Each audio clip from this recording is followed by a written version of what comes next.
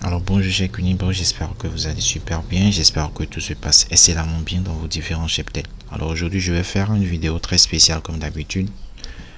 Nous allons faire une formulation alimentaire pour les poulets de chair.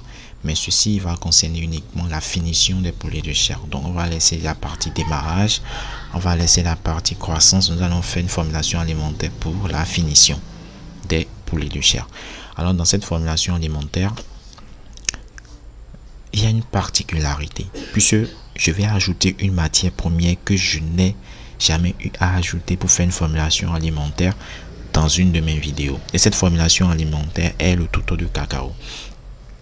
Je rappelle que avant, lorsque je faisais mes formulations alimentaires en vidéo, je n'avais pas encore fait une mise à jour des outils pour insérer d'autres matières premières. Alors j'ai fait une mise à jour récemment, j'ai inséré plus de 18 matières premières, dont l'huile de cacao, l'huile de soja, l'huile de tournesol, j'ai ajouté assez de matières premières. J'ai déjà fait une vidéo pour présenter ces matières premières là. Donc ça c'est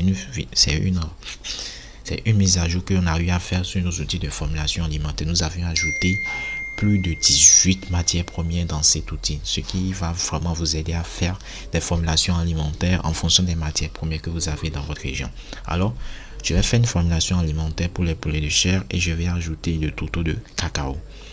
Donc, ici, c'est le code à utiliser, démarrage, croissance et finition. Donc, je vais mettre ici finition parce que je vais faire une formulation alimentaire pour la finition. Et je valide. Donc, nous allons faire une formulation alimentaire pour la finition. Et avant de faire, comme je le dis dans toutes mes vidéos, il faut identifier les matières premières que vous pouvez facilement trouver dans votre région. Alors, pour les matières premières, pour faire cette vidéo, j'ai identifié 6 matières premières, pour ne pas dire 7, pour faire cette formulation alimentaire. Alors, j'ai identifié le maïs, j'ai identifié le son de sorgho, j'ai identifié le tuto de palmiste, j'ai identifié la farine de poisson, j'ai identifié la coquille d'huître et j'ai identifié aussi le tuto de cacao. Alors, si vous avez ces différentes matières premières dans votre cheptel, alors cette vidéo est pour vous parce que je vais faire une formulation alimentaire avec ces matières premières là que vous pouvez facilement trouver, que vous pouvez utiliser dans votre cheptel afin de tester si cette formulation alimentaire est vraiment efficace pour vos sujets ou pas. Alors je précise toujours que lorsque vous allez prendre l'outil de formulation, cet outil par exemple un de nos outils de formulation alimentaire, lorsque vous allez faire une formulation alimentaire par exemple avec l'outil, vous devez tester cela sur un échantillon de sujet pour voir si ça donne vraiment les résultats que vous voulez. Et si c'est bon, vous pouvez maintenant le faire sur tous vos sujets parce que vous avez déjà testé le résultat, vous avez vu que le résultat est satisfaisant, le résultat donne ce que vous voulez réellement. Mais ne faites pas une formulation alimentaire et l'adapter directement à tous vos sujets en même temps.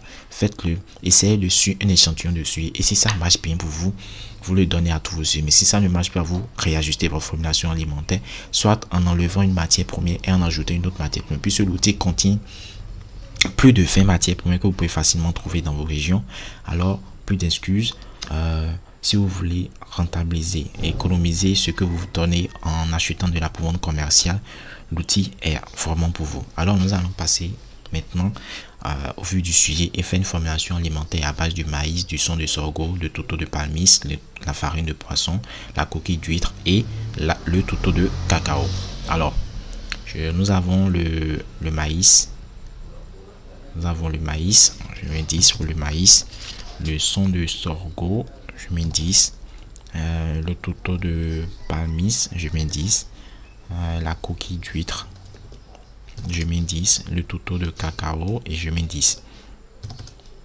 Alors j'ai 5 matières premières exactement pour faire 1, 2, 3, 4, 5. Non, j'ai la farine de poisson aussi, je mets 10. 1, 2, 3, 4, 5, 6. Alors j'ai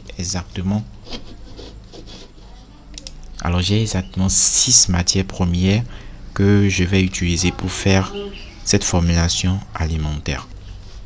Alors lorsque je mets les 10, 10, 10 en réalité, c'est juste pour mettre des valeurs afin de réajuster ça, afin de réajuster la formulation alimentaire pour que ce soit équilibré. Vous pouvez décider de ne pas mettre 10 et de mettre 100, 100, 100 ou bien de mettre 20, 20. C'est une valeur basique, une valeur initiale qu'on met et après vous réajustez au fur et à mesure pour trouver une formulation alimentaire qui soit équilibrée. Alors moi je mets 10, vous pouvez mettre 5, vous pouvez mettre 50, ainsi de suite.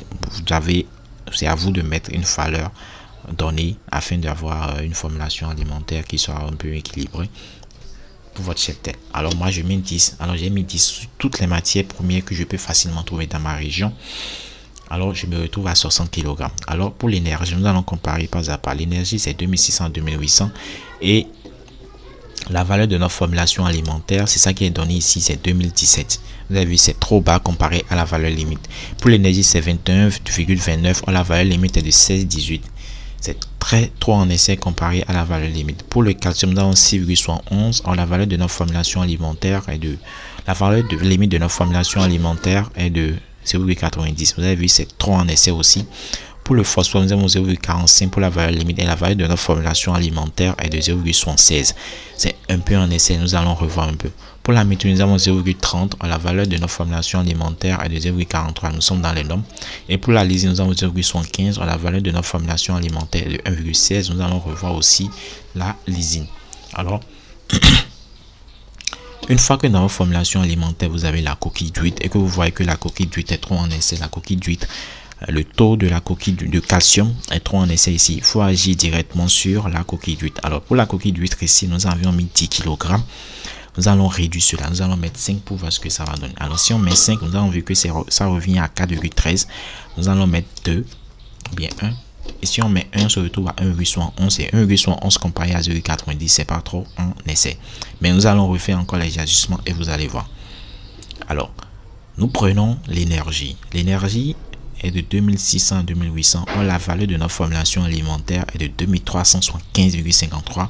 Alors là, nous allons un peu augmenter les valeurs et le kilogramme des matières premières qui sont riches en énergie. Alors, comment identifier les matières premières qui sont riches en énergie? Vous sélectionnez toutes les matières premières et vous identifiez maintenant là où il y a des valeurs. Donc ici, nous avons 33 750 kcal par kilogramme dans 10 kg de maïs, ce qui veut dire que ceci est riche en énergie. Nous avons 26 000 CFA dans 26 000 kcal par kilogramme dans 10 kg de son de sorgho, ce qui veut dire que ceci aussi est riche en énergie. Nous avons pour le taux de palmise 13 600 kcal par kilogramme pour 10 kg. Pour 10 kg de taux de palmise, ceci aussi est riche en énergie. La farine de poisson aussi est riche en énergie. Le taux de cacao est riche en énergie. Alors nous allons identifier les matières premières qui sont plus riches en énergie. Donc nous avons ici le maïs. Alors nous avons identifié le maïs qui est riche en énergie. Après ça, nous avons qui est plus riche en énergie, du moins nous avons la farine de poisson qui est aussi plus riche en énergie. Alors là, nous allons agir sur la matière première qui est plus riche en énergie. Donc nous avons le maïs, nous avons 10 kg, on va ajouter 15 pour voir. Et si on ajoute 15, on se retrouve à 2462 kcal par kilogramme. Nous allons ajouter 20. Alors si on ajoute 20, on se retrouve à 2537,70 kcal par kilogramme. Alors nous pouvons laisser ça là d'abord et aller réduire pour la protéine. Donc pour la protéine, nous avons le taux de palmise qui est plus riche en protéines, ça reste 163% dans 10 kg. Nous avons la farine de poisson aussi qui est plus riche en protéines, qui est 652% dans 10 kg. Donc là, nous allons réduire les matières premières qui sont riches en protéines. Donc si on doit voir les matières premières qui sont riches en protéines, vous sélectionnez toujours et vous identifiez là où il y a des valeurs. Donc nous avons le maïs qui contient 165%, le taux de sorgho qui contient 120%, le taux de palmise 163%, la farine de poisson 652%, le taux de cacao de 159%. Alors si c'est ça, nous allons identifier là où il y a plus de matières premières, là où la matière première est plus riche en protéines. Donc nous avons la farine de poisson et là nous allons réduire, nous allons mettre 5. Alors si on met 5, on se retrouve à 18,46%. Alors 18,46% comparé à la valeur limite qui est comprise entre 16 et 18, nous sommes dans les normes. Alors nous allons poursuivre. Pour le calcium, nous avons 0,90% pour la valeur limite. La valeur de notre formulation alimentaire est de 1,15%.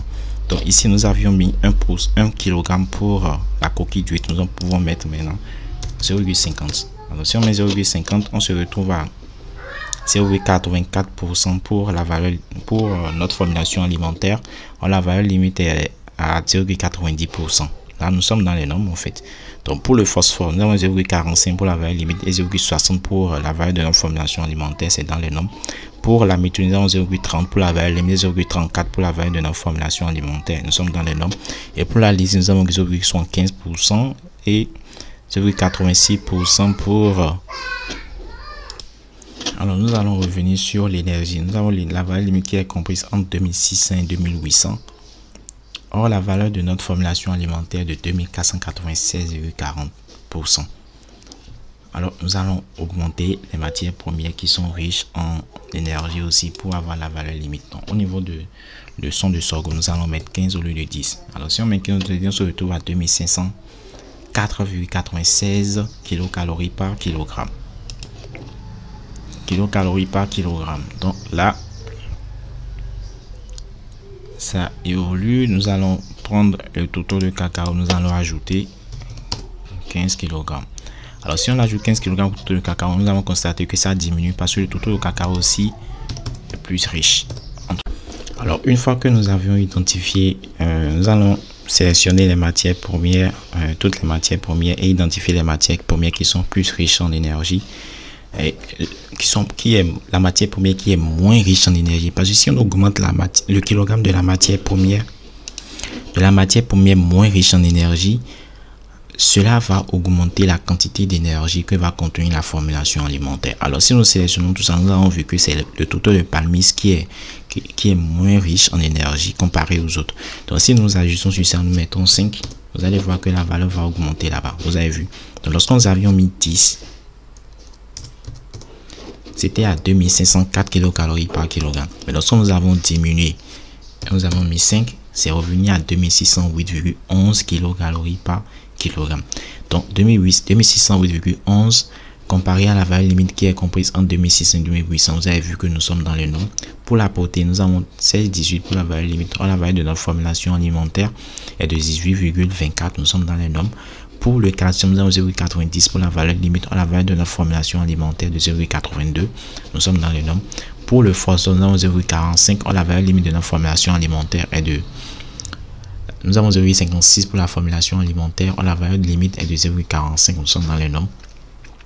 Pour la méthionine, nous avons 0,30. La valeur de notre formulation alimentaire est de 0,33. Nous sommes dans les normes. Et pour la lysine, 0,75. La valeur limite de notre formulation alimentaire est de 0,84. Là aussi, nous sommes dans les normes. Donc, nous voulons faire une formulation alimentaire de 50 kg et nous retrouvons à 55,50 kg. Alors, nous allons agir sur les matières premières, sur les kilogrammes des matières premières afin de trouver les 50 kg. Sinon, vous pouvez laisser ça comme ça et faire des règles de 3 afin d'avoir des matières premières, le kilogramme des matières premières qui vont correspondre aux 50 kg. Mais là, comme nous sommes en apprentissage, nous sommes en vidéo, je vais vous montrer. On va voir, on va faire ensemble, on va réduire le kilogramme de toute la matière pour qu'on atteigne les 50 kg. Alors, au niveau du maïs, au lieu de 20 kg ici, nous pouvons mettre 19 pour voir. Alors, si on met 19, ça va être 54,50. Et lorsque vous allez enlever des kilogrammes, il faut toujours vérifier si vous êtes dans les normes au niveau des valeurs limites. Alors, pour le total, pour le son de sorgho, on peut laisser. Pour la farine de poisson également. Pour la farine de poisson, on peut laisser. Pour le total de palmis, la coquille d'huître, le total de cacao. Le total de cacao, on peut laisser ça comme ça. Ou soit carrément on peut enlever 5 pour voir si nous sommes dans les normes. Alors si on enlève 5 au niveau du total de cacao, on se retrouve à 2702,53 kcal par kilogramme et la valeur limite de l'énergie est de 2600 à 2800. Alors là nous sommes aussi dans les normes. Pour la protéine, nous avons 16,18. La valeur de notre formulation alimentaire de 17,66. Pour le calcium, nous sommes dans les normes, nous avons 0,90 et 0,90. Pour le phosphore, 0,45 et 0,55. Pour la méthionine, 0,30 et 0,35. Et pour la lysine, 0,75 et 0,83. Donc, il nous manque aussi 0,50 pour atteindre les 50 kg de provende. Alors, on va ajouter ça au niveau de la farine de poisson. Alors, si on ajoute au niveau de la farine de poisson, on va voir aussi l'énergie 2600-2800. Protéines 18,13%. Calcium 0,93%, phosphore 0,57%, méthionine 0,36% et la lysine 0,87%. Alors là, voici une formulation alimentaire équilibrée pour les poulets de chair en finition. Le maïs pour 19%, 19 kg de moins, le son de sorgho pour 15 kg, le touto de palmis pour 5 kg, la farine de poisson pour 5,50 kg, la coquille d'huile pour 0,5 kg, le touto de cacao pour 5 kg. Alors voilà une formulation alimentaire équilibrée. Vous pouvez noter cela quelque part et chercher les matières premières afin de faire cette formulation alimentaire, le tester sur un échantillon donné. Et si ça donne ce que vous voulez, c'est que ça marche, vous pouvez l'appliquer sur tous vos